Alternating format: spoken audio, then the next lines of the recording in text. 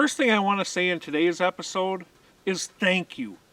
You viewers, you've made my Growing Big, which is this show, and its companion show, Hunting Big, unbelievable successes. I frankly couldn't do that without you.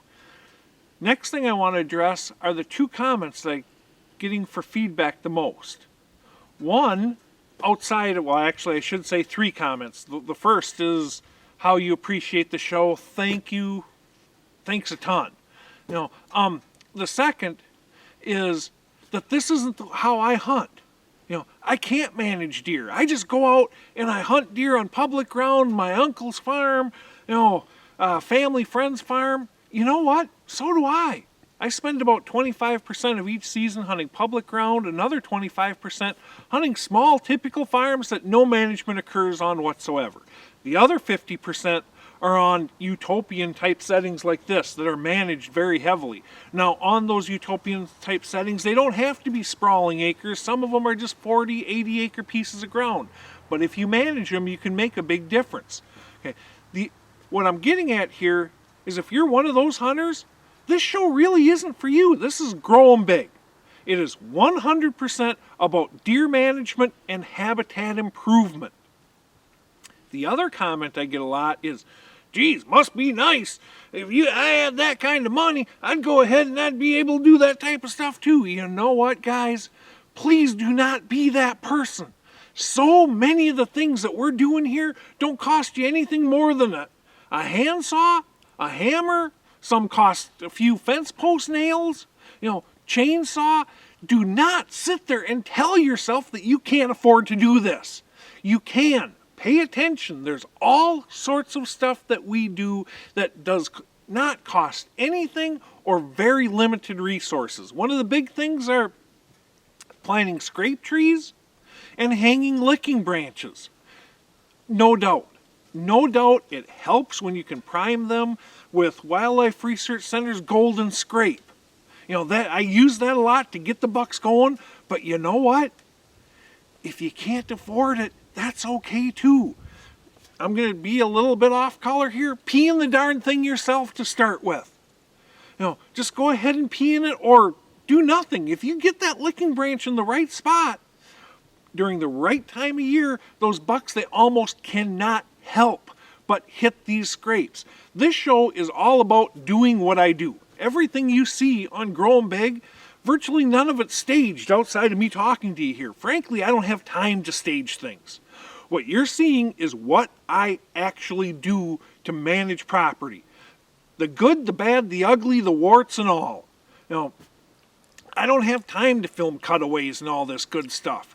What I do is I film myself out there actually doing it. So you can rest assured that everything you see on this show, I do myself. Because that's what we're catching on film. But please do not get sucked into the trap of believing that this type of stuff has to cost tons of money. No doubt whatsoever, the Furminator is the best ATV implement I have ever used, bar none, and I do not say that lightly one bit. It's a great piece of equipment. You don't absolutely have to have one to put in a food plot.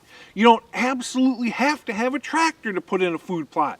You don't absolutely have to have an ATV to put in a food plot.